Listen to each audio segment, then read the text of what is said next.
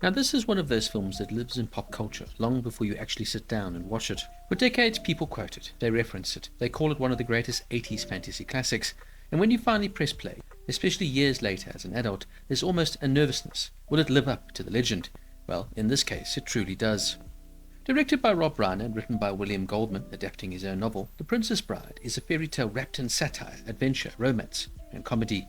Reiner's range is astonishing when you look at his filmography. The same director who made When Harry Met Sally, or even This Is Spinal Tap, also makes this swashbuckling fantasy. Such contrasting films, all of them, yet all of them absolutely timeless. That's not accidental, that's craftsmanship. At its core, this is a film about true love, adventure, revenge, loyalty, honor, and escapism. The framing device, a grandfather reading a story to his sick grandson. It gives the entire movie a warm storybook quality. Peter Falk as the grandfather adds charm and grounding, reminding us that this is a tale meant to comfort and inspire. The story follows Buttercup, a farm girl turned princess, and Westley, her farmhand turned pirate, separated by fate and reunited through improbable adventure. Yes, it's aimed at children, but its emotional sincerity makes it work even better for adults. Cary Elwes is flawless here as Westley, or the dead pirate Roberts. He plays the role with effortless charm, dry wit, romantic intensity, and swashbuckling physicality. There are moments today where some might interpret aspects of Westley's dominance as slightly dated or controlling, but within the fairy tale framework it reads as theatrical romance rather than realism. It belongs to the genre, and that's the key. The movie commits fully to the fantasy tone. Robin Wright made her film debut here as Buttercup, and she's absolutely luminous. There's a softness and innocence to her performance that perfectly fits the storybook setting. The chemistry with Elwes feels natural, and that's because, as trivia reveals, they genuinely had feelings for each other during filming. Elwes later admitted he struggled to concentrate after meeting her. That chemistry elevates the love story from fairy tale to something that feels so much more authentic. Mandy Patinkin as Inigo Montoya is arguably the heart of the film. His famous phrase, "Hello, my name is Inigo Montoya, you killed my father, prepare to die," has become so legendary that Patinkin has said strangers quoted him almost daily, decades later. But what makes it so powerful is the emotional truth behind it. Patinkin revealed that performing Inigo's revenge arc connected deeply with his own grief over losing his father to cancer in 1972. When he finally delivers justice to the six-fingered man, he said it felt like he was killing the cancer that had killed his own father. That's not just acting, that's catharsis. And that's why this moment lands with such emotional weight, and why his performance is just so legendary.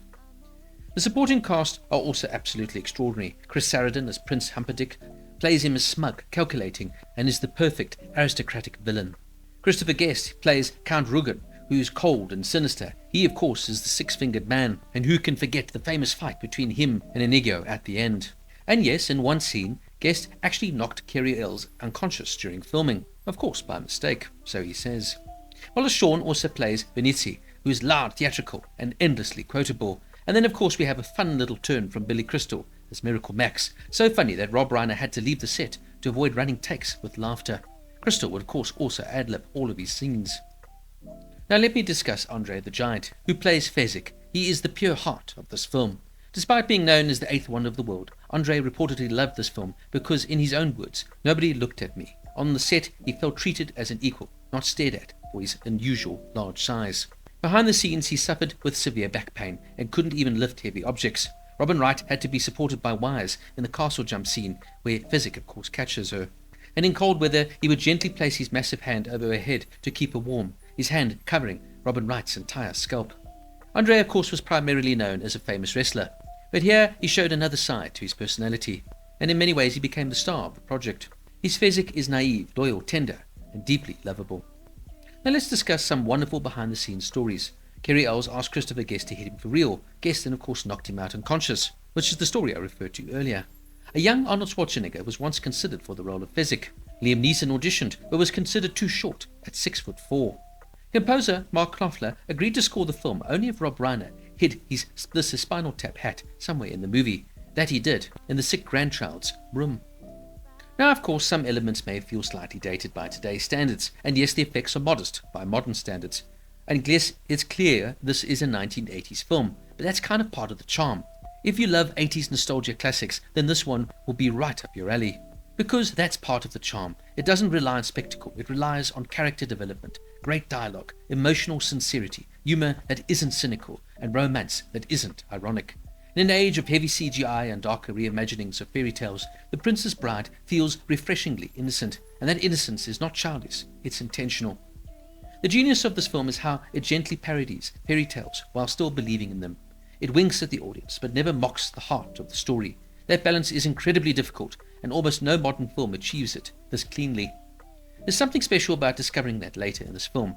As a child, you might feel like it's an adventure, but as an adult, it just feels like pure comfort. It's escapism in its purest sense, not loud, not cynical, not aggressive, just warmth, and perhaps that's why it's endured nearly 40 years. Unfortunately, with the horrific passing of Rob Reiner and of course his wife, it's worth looking back and re-watching his incredible filmography. Reiner was a once-in-a-lifetime genius and talent, and The Princess Bride just shows once again his absolute versatility in almost understanding every type of genre that was before him. No, this is not perfect in a technical sense, but it's perfect in spirit. It's a beautiful fairy tale, a heartfelt romance, a revenge story with emotional truth, a comedy that still makes people laugh, and a fantasy that respects its audience, and above all, a film that proves how versatile and gifted Rob Reiner, of course, truly was. If you ever rewatch it, you're likely to notice new layers, especially in Inigo's arc and Fezzik's quiet humanity. As you wish, and somehow it still means everything. The Princess Bride gets a 9 out of 10. So what did you think of The Princess Bride? Please let me know down in the comments, and don't forget to like and subscribe for more deep dive reviews.